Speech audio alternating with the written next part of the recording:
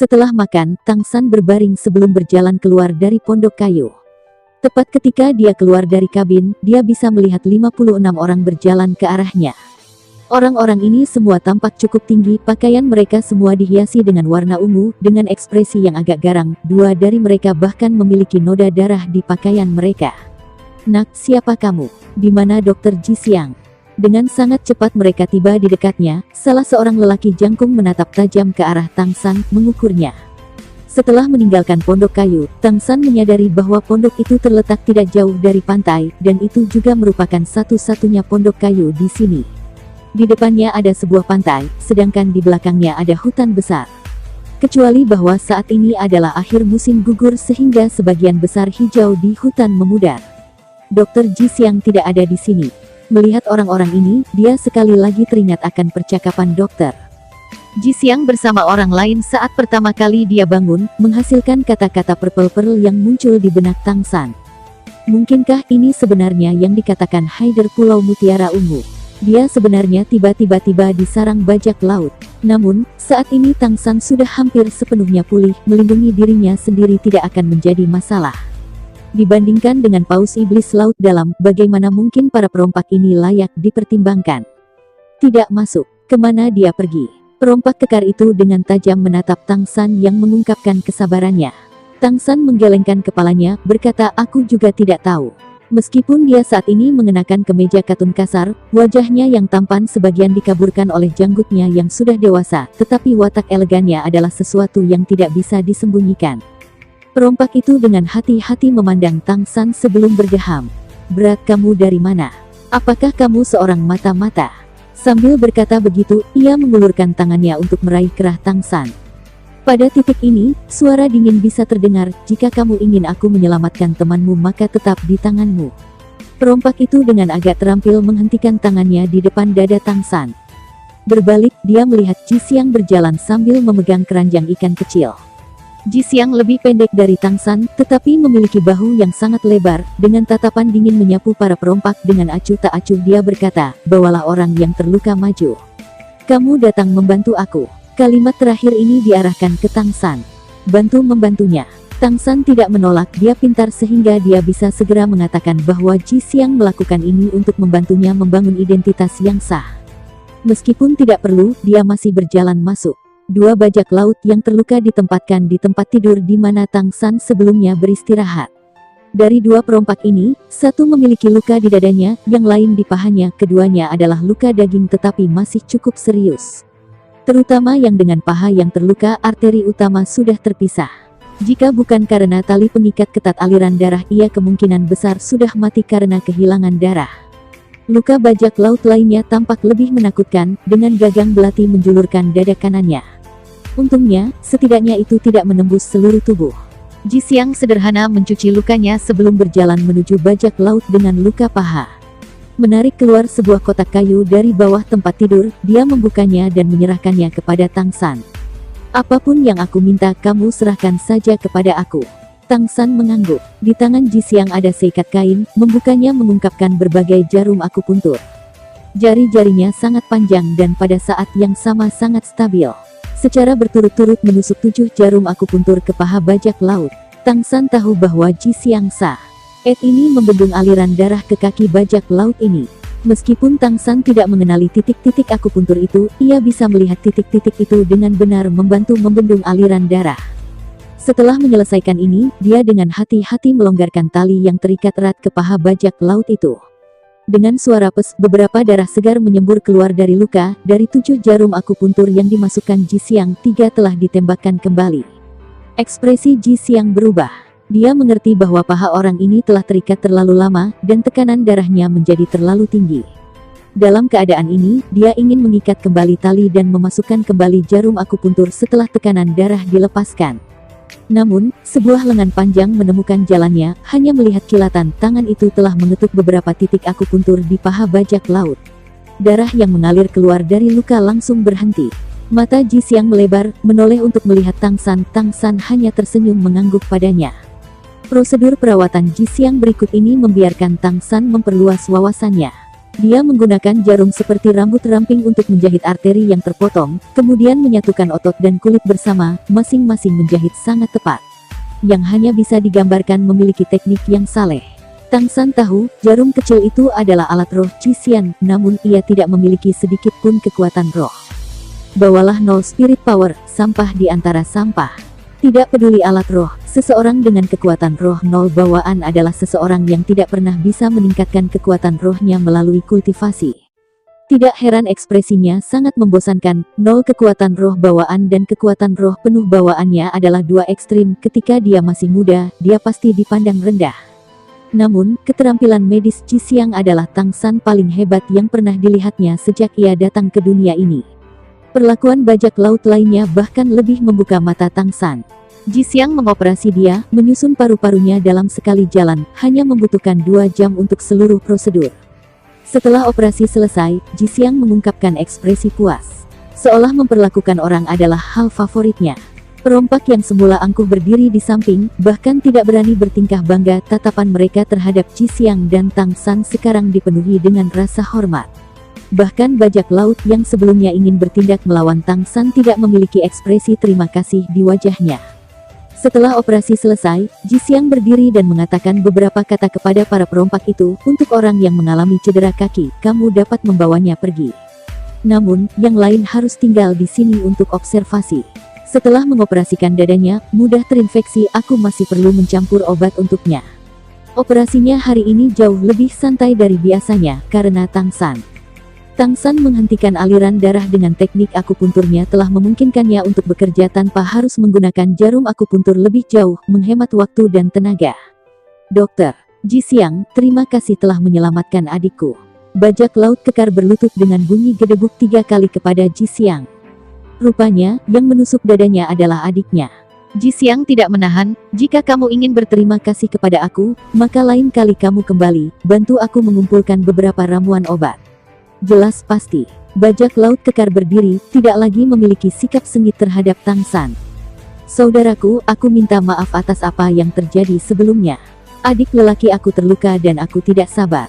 Lain kali jika kita memiliki kesempatan, biarkan aku mentraktirmu minum. Tang San tertegun sejenak, kesan yang ditinggalkannya oleh geng Haider tidak baik, tetapi tindakan bajak laut ini secara mengejutkan terus terang. Setelah mereka semua sudah pergi, Qi-Xiang diam-diam merapikan kamar sambil mengobrol dengan Tang San. Kamu seharusnya bisa mengatakan bahwa mereka adalah bajak laut. Tapi bajak laut masih manusia, juga tidak semua dari mereka orang jahat. Ini juga alasan aku ingin tinggal di sini. Tang San menjawab, apakah ini Pulau Mutiara Ungu? Qi-Xiang mengangguk. Kamu tahu tentang Mutiara Ungu? Tang San tersenyum pahit berkata, teman aku dan aku akhirnya jatuh ke laut karena bajak laut Mutiara Ungu. Jika bukan karena kamu menyelamatkan aku mungkin sudah mati. Mendengar kata-kata Tang San, Qi-Xiang perlahan meluruskan punggungnya. Melihat ekspresi Tang San berubah aneh, dia bertanya, itu berarti kamu adalah seorang bangsawan? Purple Pearl hanya menargetkan bangsawan, nelayan biasa hanya perlu membayar pajak laut kecil dan mereka akan baik-baik saja. Tang San tersenyum berkata, seperti yang kamu katakan, bajak laut tidak semua orang jahat, mungkinkah bangsawan semuanya orang jahat? Qi-Xiang tertegun, menatap Tang San, dia tidak bisa menemukan cara untuk membalasnya. Tang San berbalik dan melihat keluar, di dunia ini, yang menang adalah raja, sedangkan yang kalah adalah bandit. Perbedaan antara orang baik dan orang jahat juga sama. Bisakah kamu memberitahu aku tentang situasi di sini? Qi-Xiang tidak lagi merapikan kamar, sebaliknya dia berjalan ke punggung Tang San. Untuk beberapa alasan yang tidak diketahui, dia merasa bahwa ada pesona aneh yang datang dari orang yang dihidupkan kembali ini. Pesona yang tak tertahankan, setiap kata yang dia ucapkan sepertinya mengikuti melodi yang unik. Mungkin kamu benar, mungkin ada orang baik di antara bangsawan. Tahun-tahun ini, Mutiara Ungu telah merampok dari orang kaya dan memberi kepada orang miskin. Sambil berjuang untuk bertahan hidup, mereka juga berbagi kekayaan yang mereka miliki dengan sebagian besar desa nelayan miskin. Inilah alasan aku memilih untuk tetap tinggal. Aku satu-satunya dokter kelompok bajak laut Mutiara Ungu. Tang San berbalik, menatap Qi-Xiang dari dekat. Tanpa melanjutkan pembicaraan sebelumnya, ia bertanya, apakah kamu bersedia mempelajari teknik yang aku gunakan untuk menghentikan aliran darahnya? Ji Xiang terpana sebentar, sikap tenangnya tiba-tiba menjadi redup. Aku tidak bisa mempelajarinya. Metodemu membutuhkan kekuatan roh. Jika aku memiliki kekuatan roh, bahkan hanya dengan menggunakan jarum, aku dapat melakukan hal yang sama untuk membendung aliran darah. Tang San dengan ringan tersenyum, mengatakan sesuatu yang membuat Ji Xiang tidak bisa tetap tenang. Bagaimana jika aku bisa membiarkanmu memiliki kekuatan roh? Apa yang kamu katakan? Ji Xiang yang terkejut menatap Tang San, bahkan jika dia adalah orang yang tenang, dia hanya seorang pemuda berusia 17 tahun. Sejak saat dia masih kecil, karena fakta bahwa dia tidak memiliki kekuatan roh, dia harus mengalami banyak rasa sakit dan keluhan. Oh, betapa dia sangat ingin memiliki kekuatan roh. Meskipun dia memiliki keterampilan medis yang orang lain bahkan tidak bisa berharap untuk mencapainya, dia sangat jelas tahu bahwa jika dia memiliki kekuatan roh, dia sekali lagi akan dapat membuat terobosan dalam keterampilan medisnya. Terlebih lagi, fakta bahwa memiliki kekuatan roh adalah sesuatu yang dia impikan sejak dia masih kecil. Tang San berkata, aku memiliki teknik kultivasi khusus, meskipun mungkin tidak sepenuhnya cocok untuk kamu. Paling tidak, aku percaya bahwa itu akan memungkinkan kamu untuk menjadi guru roh. Meskipun Ji Xing jauh lebih dewasa daripada orang lain pada usia yang sama, tetapi setelah mendengar kata-kata Tang San, ia tidak dapat menahan kegembiraannya. Mata yang tenang ini mengeluarkan sedikit kerinduan. Tang San berkata setelah merenung, aku bisa mengajari kamu teknik akupuntur sebagai pembayaran untuk menyelamatkan hidup aku. Namun, teknik budidaya milik Sekte Tang, aku tidak punya hak untuk mengajarkannya secara pribadi kepada kamu. Ji Xiang, apakah kamu bersedia menerima aku sebagai tuanmu? Ji Xiang tertegun sekali lagi, menganggapnya guru. Kata-kata Tang San sangat langsung, di mata Tang San juga tidak memiliki sedikit pun motif tersembunyi. Setelah ragu-ragu sebentar, dia bertanya, jika kamu benar-benar dapat menjadikan aku seorang guru roh, aku setuju. Hanya saja, aku sudah 17 tahun, bisakah aku benar-benar menjadi guru roh? Terlepas dari ini, mungkin satu-satunya kesempatannya untuk menjadi guru roh dalam kehidupan ini. Tang San dengan tenang tersenyum, aku 80% yakin, apakah kamu bersedia mencobanya? Ji Xiang menarik napas dalam-dalam sebelum jatuh berlutut di depan Tang San, dengan paksa, dia bersujud 3 kali, Tuan. Dia tidak mau melepaskan kesempatan ini, meskipun dia tahu itu setelah mengambil Tang San sebagai tuannya. Mulai sekarang dia harus mengikuti instruksinya. Namun jika dia menyerah pada kesempatan ini, maka dia akan menyesalinya selama sisa hidupnya. Setelah menerima koutou Ji Xiang, dia membantunya bangkit dari lantai. Memang kamu sedikit tua, tetapi jika kamu harus bekerja keras, kamu akan tetap menjadi sempurna. Sini menelan ini. Setelah mencapai Wishful 100 Treasure Purse, dia menarik ginseng yang benar-benar emas dan memberikannya kepada Ji Xiang. Sebagai dokter, Ji Xiang secara alami mengenalinya, terkejut katanya. Kaisar ginseng tua 10.000 tahun. Tang San menganggukkan kepalanya, berkata, waktu mendesak dan aku punya hal-hal lain yang harus aku lakukan, jadi aku tidak punya waktu untuk memperbaikinya menjadi pil. Biarkan aku membantu kamu menyiapkan basis kultivasi yang kuat di samping kualitas penguatannya, ini akan membantu kamu mengolah di masa depan dengan setengah upaya dan menggandakan hasilnya. Pada titik ini, Ji Xiang tidak lagi meragukan kata-kata Tang San. Kaisar ginseng berusia 10.000 tahun bukanlah sesuatu yang orang bisa dengan mudah mengambilnya. Itu adalah harta yang tak ternilai. Di mata Tang San, nilai kaisar ginseng berusia 10.000 tahun terbatas dan praktis tidak ada gunanya baginya. Dibandingkan dengan ginseng kristal naga darah dan raja ginseng kelas 9 tahun yang berusia 10.000 tahun, kaisar ginseng yang berusia 10.000 tahun ini jauh lebih rendah. Tetapi untuk seseorang seperti Ji Xiang, itu sangat cocok untuknya. Ji Xiang memakannya dengan sangat hati-hati, menggunakan kukunya ia menusuk permukaan ginseng, lalu dengan lembut mengisapnya dari lubang itu. Dengan cepat, semua yang tersisa dari kaisar ginseng berusia 10.000 tahun adalah kulit luarnya, esensi di dalam semua diserap ke dalam Ji Xiang. Ji Xiang dengan hati-hati menyingkirkan kelebihan kulitnya, toh itu masih bisa disempurnakan menjadi banyak obat-obatan berharga. Duduk, Tang San menekan bahu Ji Xiang. Meskipun kaisar ginseng berusia 10.000 tahun bukanlah ramuan ilahi, itu masih bukan sesuatu yang bisa diserap orang normal. Orang normal setelah makan itu tidak akan diberi makan berlebih dan pembuluh darah mereka akan meledak membunuh mereka. Tentu saja, Ji Xiang tidak berpikir bahwa Tang San adalah setelah hidupnya, setelah semua yang akan menggunakan ramuan yang tak ternilai ini untuk membunuh seorang dokter sederhana seperti dirinya. Dalam waktu yang dibutuhkan baginya untuk duduk, wajah Ji Xiang sudah benar-benar memerah, jelas efek Kaisar Ginseng berusia 10.000 tahun mengerikan. Demikian pula Tang San duduk bersila di belakang Ji Xiang, pertahankan sang dantian. Cobalah rasakan kekuatan roh yang aku salurkan di tubuh kamu, ingat jalan yang dilaluinya. Sambil mengatakan itu, dia menekan kedua telapak tangannya di punggung Ji Xiang. Ji Xiang bisa merasakan arus energi jernih membanjiri tubuhnya. Sensasi yang angat panas dari Kaisar 10.000 tahun Ginseng segera terasa lebih ramah. Di bawah bimbingan keterampilan surga misterius Tang San, esensi Kaisar Ginseng berusia 10.000 tahun sepenuhnya diserap dan beredar bersama dengan skill surga misterius. Setetes air harus dikembalikan dengan mata air yang mengalir deras. Sebagai rasa terima kasih karena telah menyelamatkan hidupnya, Tang San telah memutuskan untuk mengambil Ji Xiang sebagai muridnya. Benar-benar ia tidak memiliki motif lain. Hanya ingin membayar utangnya menyelamatkan hidupnya. Dia siap untuk mengajarkan skill surga misterius untuk pertama kalinya. Jika bukan karena alasan ini, dia tidak perlu Ji Xiang mengambilnya sebagai tuannya. Ajaran Tang Sek tidak pernah bisa dibocorkan, itu adalah cita-cita yang sudah lama tertanam di hati Tang San.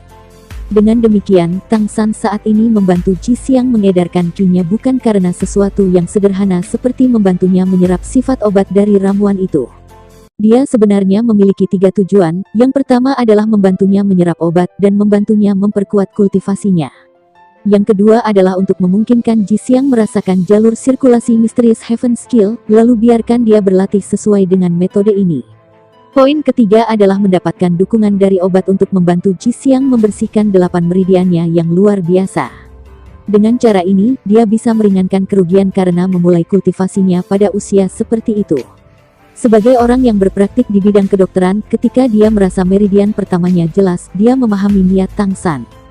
Setelah semua, bahkan dengan bantuan Ginseng Kaisar 10.000 tahun, untuk menghapus meridian orang lain juga membutuhkan sejumlah besar kekuatan roh. Ketika Tang San membantunya membersihkan meridiannya, hati Ji Xiang akhirnya benar-benar menerima Tang San sebagai guru. Setelah meridian pertama dibuka, Ji Xiang merasa ki internal yang mengalir di dalam dirinya tumbuh secara signifikan. Kecepatan yang Tang San beredar skill surgawi misteriusnya juga meningkat. Saat dia berpikir itu akan berakhir, Tang San sudah mulai menyerang meridian kedua. Kekuatan roh guru begitu kuat. Ji Xiang terus menjaga hatinya, sementara dia menghafal rute sirkulasi untuk keterampilan surgawi misterius. Dia sementara itu terkejut. Meskipun ketika dia menyelamatkan Tang San berantakan dan kotor, tetapi dia tampak tidak lebih dari 20 tahun. Ini juga alasan dia ragu ketika Tang San ingin mengambilnya sebagai muridnya. Baginya, Tang San paling banyak adalah tetua roh, kemungkinan besar hanya Spirit Grandmaster. Namun, saat ini kekuatan roh Tang San terasa seperti ombak lautan, mengalir tanpa henti. Kekuatan roh tidak pernah melemah sedikit pun, setiap sirkulasi tepatnya dalam jumlah yang dapat diterima untuk tubuhnya. Berkenaan dengan kontrol kekuatan roh itu sangat menakjubkan. Kekuatan roh yang menyegarkan ini mengalir melalui meridiannya, memberinya kenyamanan yang tak dapat dijelaskan.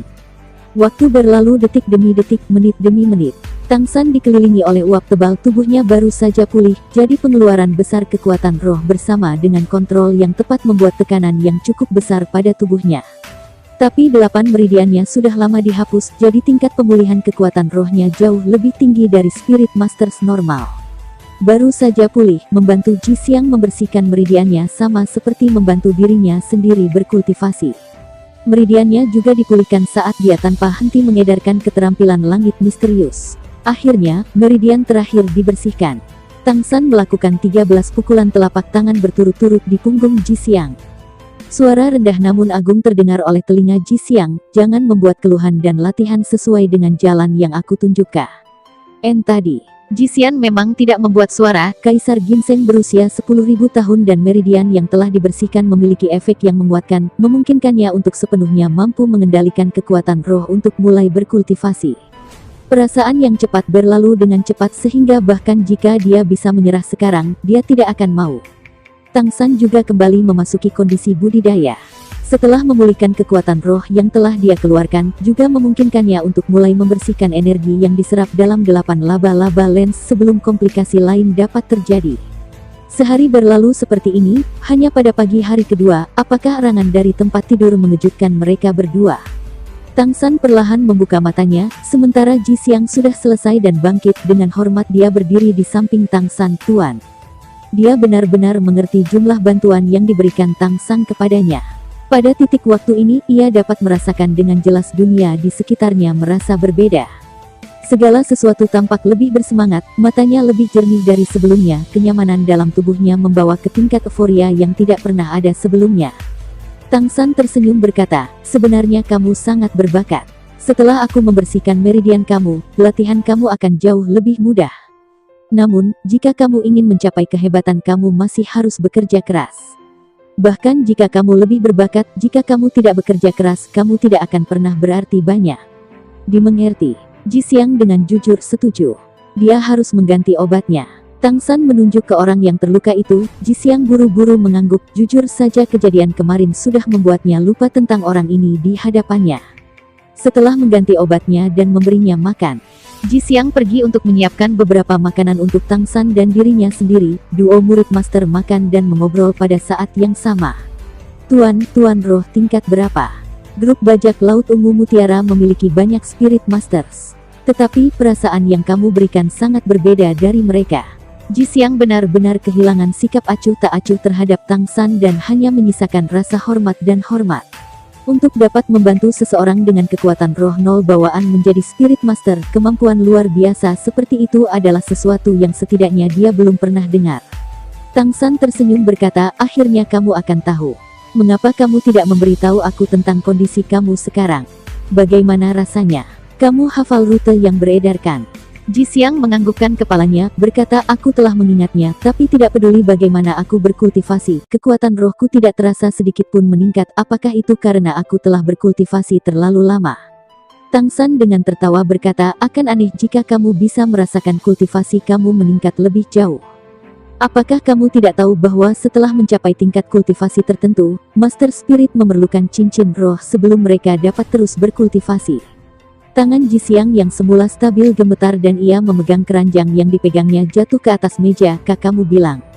Tang San menganggukkan kepalanya, berkata, jika setelah makan Kaisar Ginseng tua 10.000 tahun, dan setelah aku membantu kamu membersihkan 8 meridian kamu itu masih tidak cukup untuk membantu kamu mengisi kamu dengan kekuatan roh, maka bukankah usaha aku kemarin menjadi semuanya sia-sia? Sekarang kamu perlu mendapatkan cincin roh pertama kamu sebelum kamu dapat terus berkultivasi. Jika tebakan aku benar, peringkat roh kamu saat ini setidaknya peringkat ke-15. Tentu saja, kamu perlu mendapatkan cincin roh sebelum bisa bermanifestasi. Ji Xiang menatap Tang San lama sebelum dia berbicara, Tuan, kamu terlalu menakjubkan. Aku belum pernah mendengar tentang seseorang dengan kekuatan roh nol bawaan yang dapat memupuk.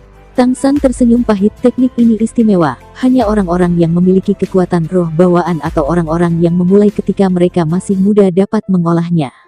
Namun, aku tidak memiliki banyak ginseng kaisar 10.000 tahun, jadi perlakukan diri kamu sebagai kasus yang luar biasa. Ji Xiang mengucapkan kata-kata tulusnya, terima kasih, Guru. Tang San ragu-ragu sebelum bertanya, Ji Xiang, apakah kamu akrab dengan pemimpin kelompok bajak laut Purple Pearl? Ji Xiang menganggukkan kepalanya, berkata, aku kira itu bisa dianggap akrab. Aku satu-satunya dokter di sini dan telah merawat banyak perompak sebelumnya. Jadi aku bisa dikatakan akrab dengan mereka. Master, apakah kamu ingin melihat pemimpin Purple Pearl ini? Tang San menganggukkan kepalanya, kali ini ketika aku keluar ke laut, aku berada di kelompok 8, namun karena kami bertemu dengan binatang roh samudera yang kuat, kami terpisah. Jika mungkin, aku berpikir untuk meminta kelompok bajak laut mutiara ungu untuk membantu aku mencari mereka. Aku bersedia membayar harga tinggi. Anggap itu seperti mempekerjakan mereka. Ji Xing berpikir sejenak sebelum berkata, itu harus mungkin. Aku akan membawa kamu untuk melihatnya. Namun, akan lebih baik jika pertama kali mandi. Setelah mencuci sederhana, Tang San berganti menjadi salah satu gaun panjang putihnya sendiri, menyisir rambutnya dan mencukur janggutnya, mengungkapkan penampilan aslinya yang bahkan akan membingungkan pria lain. Penampilan dan disposisi Tang San adalah sesuatu yang tidak bisa dibandingkan dengan perompak di sini. Terutama sikapnya yang anggun dan tenang, membuat orang lain sulit untuk merasa rendah diri darinya. Berjalan keluar dari gubuk kayu, Ji Xiang membawa Tang San menuju interior Pulau Mutiara Ungu. Sambil berjalan Ji Xiang bertanya, Tuan, Pulau Mutiara Ungu memiliki lebih dari 3.000 perompak di mana sekitar 1.500 diantaranya memiliki kemampuan bertarung, termasuk sekitar 200 guru roh. Yang terkuat adalah pemimpin Mutiara Ungu, Kaisar Roh peringkat 68. Mereka memiliki sekitar 40 kapal secara total. Kapal terbesar yang dimiliki oleh Pearl Purple dapat menampung sekitar 500 perompak. Itu adalah resimen pribadi pemimpin dan cukup terkenal di perairan di sini. Setelah pulih sepenuhnya, Tang San khawatir tentang keselamatan teman-temannya. Pertama-tama, tidak ada yang bisa berenang di lautan luas. Mengingat kekuatan mereka sebagai Spirit Masters, tetap hidup seharusnya tidak menjadi masalah. Tetapi jika mereka bertemu dengan Spirit Beasts laut, maka mereka akan berada dalam masalah. Sebelum mereka kehilangan kesadaran, dia ingat dengan jelas Dai Mu Bai dan Zhu Zuqing terluka parah. Adapun sisanya, hanya lemak yang memiliki beberapa kekuatan tempur. Tang San telah memutuskan, setelah bertemu dengan pemimpin kelompok bajak laut Mutiara Ungu, terlepas dari harga yang harus dibayar, ia membutuhkan bantuan mereka. Lebih dari 10 hari telah berlalu, yang bisa ia lakukan hanyalah berdoa agar yang lain selamat. Setelah melewati hutan lebat, rumah-rumah besar muncul di depannya. Dari tampilan, sepertinya ini adalah desa yang cukup besar. Semua rumah terbuat dari kayu. Dikelilingi oleh kayu lebat, itu adalah pilihan lokasi yang sangat baik untuk dibangun. Topan biasa terjadi di dekat laut sehingga pohon-pohon membuat perlindungan yang baik, membantu mengurangi jumlah kekuatan yang harus ditahan oleh desa. Seluruh desa tidak memiliki tindakan perlindungan, tetapi karena Ji Xiang telah membawanya ke sini, itu mengakibatkan dia tidak dapat tidak mengeluarkan gumaman bingung apa yang terjadi. Perayaan apa yang terjadi? Biasanya hanya selama tahun-tahun baru rumah-rumah semua menggantung lentera ungu. Baru sekarang Tang San menyadari, di dekat pintu setiap rumah ada 2 lentera ungu, hanya saja siang hari dan lentera belum dinyalakan.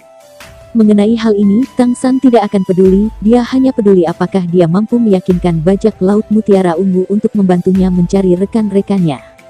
Ketika mereka berdua bersiap untuk memasuki desa, mereka disambut oleh seorang bajak laut kekar yang kebetulan juga adalah orang yang mereka temui sebelumnya. Setelah melihat Ji Xiang dan Tang San, dia terkejut dan bergegas untuk menerimanya. Dokter Ji Xiang, bagaimana kabarmu? Apakah adik aku baik-baik saja? Ji Xiang menjawab, dia baik-baik saja. Setelah menggunakan obat tidak ada reaksi negatif, kondisinya juga stabil. Namun, ia masih perlu istirahat. Dalam waktu sekitar 2 hari lagi kamu harus bisa menjemputnya dan membawanya pulang. Perompak kekar menghela nafas lega ketika dia berkata, itu bagus, aku harus benar-benar berterima kasih. Jika bukan karena kamu, aku akan kehilangan seorang adik laki-laki. Aku benar-benar tidak tahu bagaimana aku bisa berterima kasih. Jangan khawatir, obat-obatan yang kamu inginkan, aku berjanji akan membawanya kembali untuk kamu saat berikutnya aku pergi ke laut. Kali ini untuk apa kamu datang? Ji Xiang menjawab, kami di sini untuk melihat pemimpin. Oh itu benar, mengapa semua lentera ungu keluar? Apa acara yang menggembirakan hari ini? Perompak kekar itu memukul dahinya, tersenyum sambil berkata, ah, sial, aku sibuk dengan hal-hal yang menyangkut adik laki-lakiku kemarin sehingga aku lupa memberitahumu tentang hari ini. Hari ini adalah hari yang menyenangkan bagi pemimpin. Malam ini kita akan mengadakan perayaan yang menggembirakan. Ji Xiang tertegun ketika kulitnya berubah aneh, pemimpin akan menikah. Siapa berani? Perompak kekar melompat ketika dia dengan tergesa-gesa mengisyaratkan agar dia tetap diam. Jangan biarkan pemimpin mendengar apa yang kamu katakan, atau itu akan merepotkan. Bukan menikah. Pemimpin kita mengatakan sampai di sini, dia tiba-tiba terbatuk dengan canggung. Melihat orang-orang melewati tidak jauh, dia buru-buru berkata, akan pergi ke tempat dokter ilahi untuk menemui adik laki-lakiku. Kamu akan mengerti setelah melihat pemimpin itu. Setelah mendengar Ji Xiang dan pembicaraan perompak, Tang San tidak bisa menahan alisnya. Jika Kapten Bajak Laut Mutiara Ungu akan menikah, maka apakah dia masih mau pergi membantunya menyelamatkan orang? Setelah berjalan ke desa, sepanjang jalan, terlepas dari siapa itu, hampir semua dari mereka akan datang untuk membayar salam mereka, menunjukkan bahwa meskipun Ji Xiang masih muda, dia jelas tidak memiliki status sederhana dalam Bajak Laut Mutiara Ungu ini. Grup dan orang-orang yang menerima kebaikannya tidak sedikit. Setelah berjalan ke pusat desa, Ji Xiang menunjuk ke arah sebuah rumah kayu yang sangat tinggi. Itu adalah tempat tinggal pemimpin kelompok. Tang San memandang ke arah jari Ji Xiang menunjuk. Pada saat berikutnya, dia membeku ketika dia menghentikan langkah kakinya. Ji Xiang bisa dengan jelas mendengar suara berderak yang datang dari belakangnya. Ketika dia berbalik untuk melihat, dia menemukan bahwa mata Tang San sama-sama memancarkan sinar emas ungu. Aura pembunuhan yang intens juga menyatu sepenuhnya di udara 3 kaki di dalam dirinya. Tekanan sombong dan tiranik hampir membuat Ji Xiang pingsan di sana. Tak terkendali dia berjalan beberapa langkah ke belakang. Kagum, Ji Xiang mengikuti lintasan mata Tang San menatap, melihat bahwa di dalam gubuk kayu, ada 6 orang yang terikat pada orang-orang. Penampilan mereka tidak jelas, tetapi dari seberapa hancur pakaian mereka, mereka jelas dalam kondisi yang buruk. Ji Xiang tidak bisa melihat dengan jelas, tetapi Tang San bisa. Ke-6 orang ini adalah rekan yang hilang yang ia cari. Dai Mu Bai, Zhu Zuqing, Oscar, Ning Rongrong, Ma Hongjun dan Bai Chen X. Yang terakhir, hanya kehilangan Xiao Wu. Mereka berenam terikat pada belenggu besar di tiang kayu. Aura mereka lemah dan fisik yang mengerikan negara. Melihat ini, bagaimana mungkin Tang San tidak marah? Raungan rendah muncul dari mulut Tang San yang akhirnya bergema ke langit. Energi tirani tak terbatas melonjak keluar darinya. Pakaiannya hancur di belakang saat 8 laba-laba lens meledak. Ji Xiang merasa bahwa Tang San tiba-tiba berubah menjadi orang yang berbeda karena melahirkan, jahat dan membunuh. Tanpa bertanya, dia bisa menebak bahwa ke-6 orang yang terikat itu adalah orang-orang yang berhubungan dengan Tuan. Dengan cepat dia berkata, "Tuan, kamu." 8 spider lances menikam ke tanah. Tanpa menunggu Ji Xiang menyelesaikan pidatonya, Tang San sudah bergegas maju seperti meriam, membawa raungan bersamanya ke gubuk kayu. Mendengar suara Tang San, ke-6 orang yang berkumpul di tiang mengangkat kepala mereka. Roh mereka sebagian memulihkan sinar harapan yang muncul di air mata mereka saat mereka jatuh. Dengan kilatan cahaya, Tang San praktis langsung tiba di sisi mereka. 8 tombak laba-laba dengan keras menusuk rantai yang menghancurkan mereka, menyebabkan 5 iblis Shrek dan Bai Chen Xiang jatuh ke tanah terengah-engah. Tang San membenturkan dinding di depan rumah 1 kali. Kekuatan serangan itu mengguncang dinding, langsung menghancurkannya menjadi beberapa bagian dan mengiring mereka terbang. Dari aumannya sampai dia menghancurkan dinding dengan tinjunya, hanya waktu yang sangat singkat telah berlalu, tetapi kemarahan Tang San telah mencapai batasnya. Terlepas dari seberapa banyak Ji Xiang ini memuji kelompok bajak laut Mutiara Ungu karena telah melukai teman-temannya. Mereka pasti musuhnya. Dari dindingnya yang rusak, Tang San melihat hal lain yang hanya membuat amarahnya melambung. Mengenakan gaun ungu panjang, dengan tubuh sedang duduk menghadap mereka, dan dalam pelukannya orang yang terus berjuang mengenakan armor lembut Wishful Eitria Sures, Xiao Wu.